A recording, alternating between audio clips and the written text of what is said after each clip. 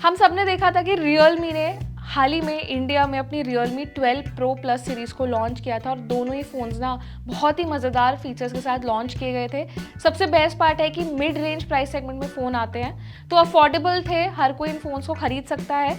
और सबसे ज़्यादा जो चर्चा है ना वो है Realme 12 Pro Plus की, क्योंकि ये फ़ोन जिस प्राइस सेगमेंट में आता है ना, इसके फीचर्स बहुत अमेजिंग है और मेनली वो फीचर्स दिए गए हैं जो कि हम 50 से 60 हज़ार रुपये वाले फ़ोन में देखते हैं।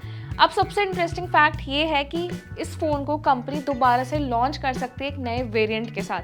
तो हमने देखा था कि Realme 12 Pro Plus को 3 कलर ऑप्शंस में लॉन्च किया गया था, जिसमें एक नया वीगन लेदर फिनिश दिया था जो कि भी एक यूनिक डिज़ाइन था और अभी तक जितने फ़ोन्स चलते आ रहे थे ना कंपनी के, उससे थोड़ा हटके था। इसको और डिफरेंट और यूनिक बनाने के लिए हाल ही में कंपनी ने अपना एक नया फ़ोन टीज़ किया है जिसमें एक ट्रांसपेरेंट बैक पैनल देखा गया है और इस फ़ोन का डिज़ाइन कुछ हद तक लगभग नथिंग फ़ोन जैसा है, क्योंकि ये जो ट्रेंड है ना ये नथिंग ने स्टार्ट किया था। लेकिन Realme ने जो ये फ़ोन टीज़ किया है, माना जा रहा है कि इसको Realme 12 Pro सीरीज़ के ही एक नए वेरिएंट के साथ लॉन्च किया जा सकता है। हालांकि कंपनी इसको डिफरेंट नाम से भी लॉन्च कर सकती है, लेकिन अभी इसका कोई नाम स्पेक्स रिवील नहीं किए हैं, सिर्फ एक लुक है जो सामने आया है। अब इंटरेस्टिंग बात यही है कि ट्रांसपेरेंट बैक पैनल ना बहुत ज़्यादा ट्रेंड में है, यूज़र्स क्रेजी हो चुके हैं। जब से नथिंग आया है उसके बाद और भी कंपनियां हैं जिन लोगों ने ट्राई किया है कि वो इस डिज़ाइन के साथ अपने फ़ोन लॉन्च करें, लेकिन अगर Realme ऐसा फ़ोन लेकर आती है तो बेस्ट पार्ट ये होगा कि ये अफोर्डेबल स्मार्टफोन होगा, क्योंकि Realme 12 सीरीज़ को 30,000 से भी कम प्राइस सेगमेंट में लॉन्च किया है, लेकिन फीचर्स बहुत अच्छे थे। तो मेरा मानना है कि Realme 12 Pro Plus अगर वेरिएंट आता है तो एक ज़्यादा बेटर वेरिएंट होगा, क्योंकि उसमें ज़्यादा बेटर फीचर्स दिए गए हैं। अब सबसे पहले यही देखते हैं, जैसे कि डिज़ाइन में शोकेस किया गया है, फ़ोन काफ़ी हद तक देखने में ना जो सिग्नेचर डिज़ाइन है उसका वो Realme 12 Pro से ही मिलता जुलता है। इसके लिए भी लोगों ने ये अजम्पशन बना लिए कि फ़ोन को Realme 12 Pro के ही नए वेरिएंट में लॉन्च किया जा सकता है।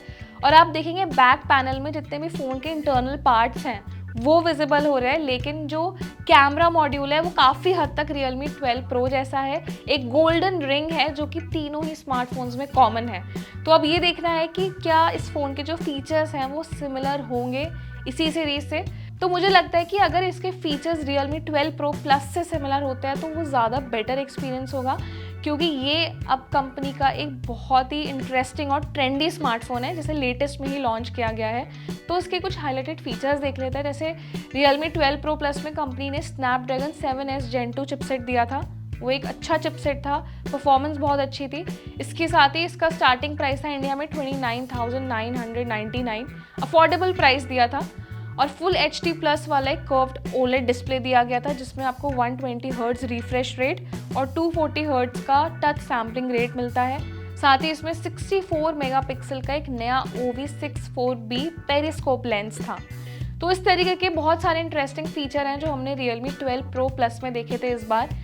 अब देखना ये है कि जो ट्रांसपेरेंट वाला फ़ोन है ना, इसे कब लॉन्च किया जाएगा, क्या क्या फीचर्स होंगे और क्या ये Realme 12 Pro सीरीज़ का ही एक पार्ट होगा। तो आपको क्या लगता है कि Realme का जो ये नया फ़ोन है ये नथिंग फ़ोन या फिर ऐसे ट्रांसपेरेंट बैक पैनल वाले फ़ोन के साथ कम्पीट कर पाएगा? अपना एक ओपिनियन हमें कमेंट सेक्शन में ज़रूर बताएं और ये वीडियो पसंद आए तो उसे लाइक और शेयर करें और जाते जाते हमारे चैनल को सब्सक्राइब भी कर दें।